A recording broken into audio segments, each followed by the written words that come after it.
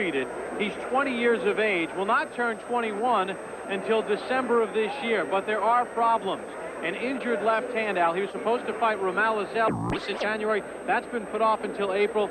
Concerns in the Vargas camp about the hand injuries? You know, he's had other hand problems, even with his right hand. I think they're concerned that overall hand problems will be something that will be chronic for him. But one thing they have to like about Fernando Vargas, he has moved very quickly, maybe more quickly than anyone thought. That's why the Romalizel fight is in the works. He's a good veteran. So for Fernando Vargas, quick movement up the ladder, Bob, as a contender. And what does Dan Connolly bring to the dance here? He's a journeyman who lost to David Reed, another Olympian, went 5 rounds with him. His wins have come basically against not the greatest of competition, so Dan will have to prove that he can be in there against the kind of competition that Fernando Vargas offers. All right, a champion will be crowned tonight here in Miami. We're ready to get it started. Let's send it up to our ring announcer for the evening. Here's Mark Bureau.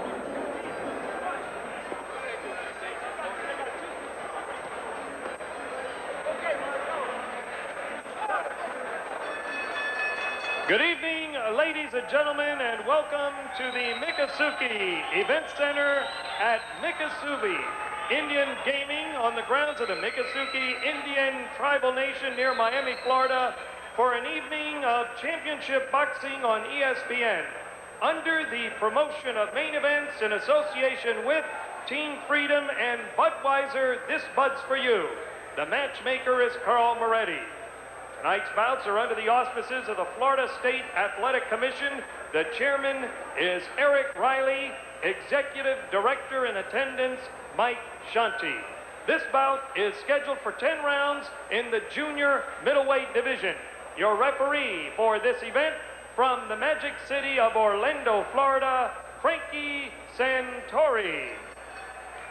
Introducing now the principals first in the red corner to my right, wearing the white trunks with the black and red trim. He weighs in at 157¼ pounds. He hails from Pittsburgh, Pennsylvania, and has a professional record of 19 victories, 3 defeats, and 11 wins coming by way of knockout. Here is Dan Conman Connolly. His opponent in the blue corner, wearing the gold sequin trunks with brown sequin trim. He weighs in at 155½ pounds.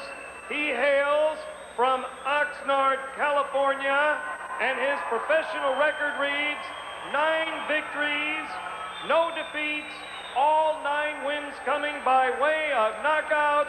Introducing ferocious Fernando Vargas.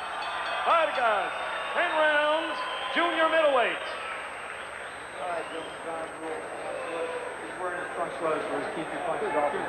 So both men are ready to go. Let's take a look at the rules. As governed by the state of Florida, 3 knockdown rule in effect, no standing 8 count. Fighter cannot be saved by the bell. Only the referee may stop the bout.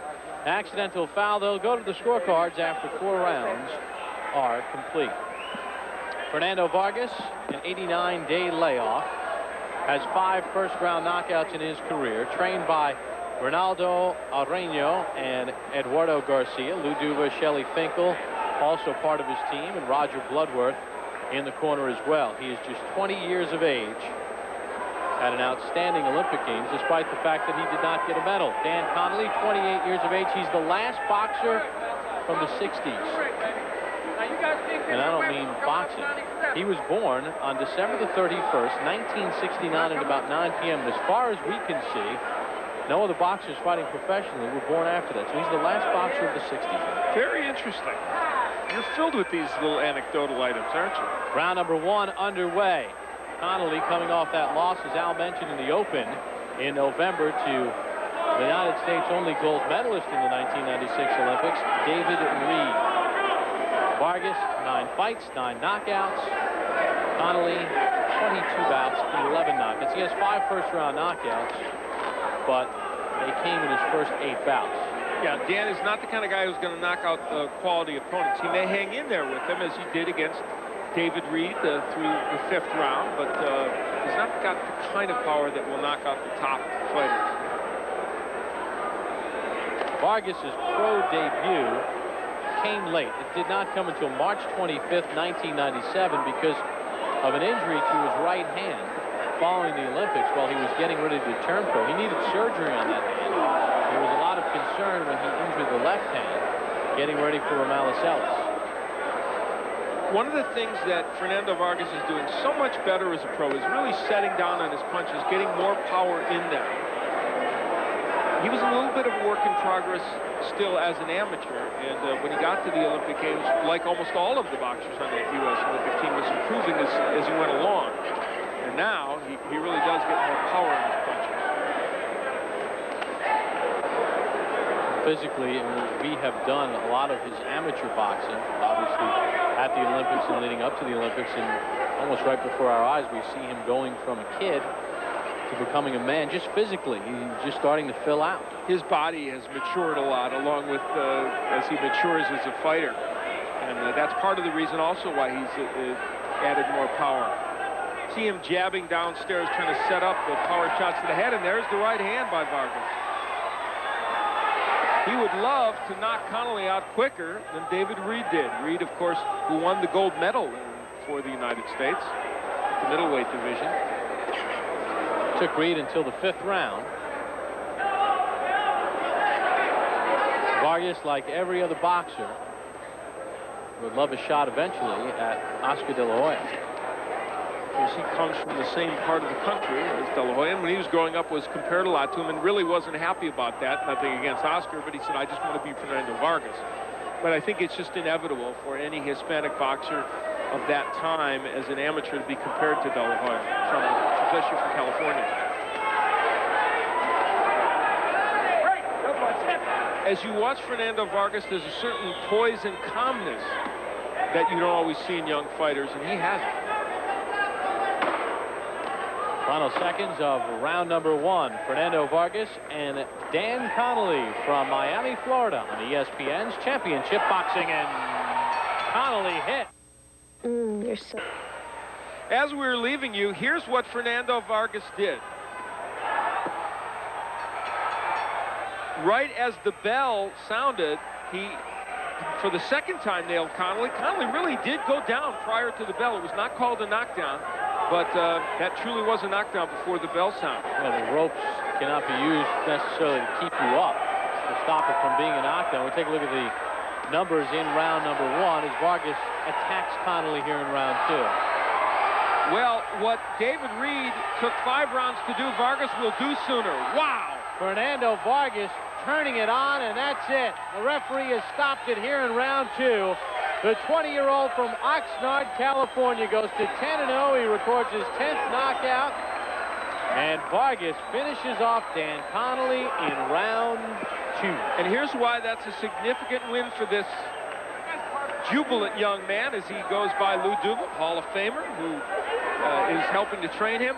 It's important for Vargas because David Reed's a bigger fighter than him, and is presumably a little more powerful. He's a junior middleweight, and Reed is a middleweight. He got this guy out of there quicker, and so he has a right to look at it and say, hey, that means something. Well, Dan Connolly has lost 2 consecutive bouts now to United States Olympians. There's manager Shelley Finkel giving him a hug as well. Let's take a look at the total punches in the bout as Dan Connolly suffers his 4th loss in 23 bouts.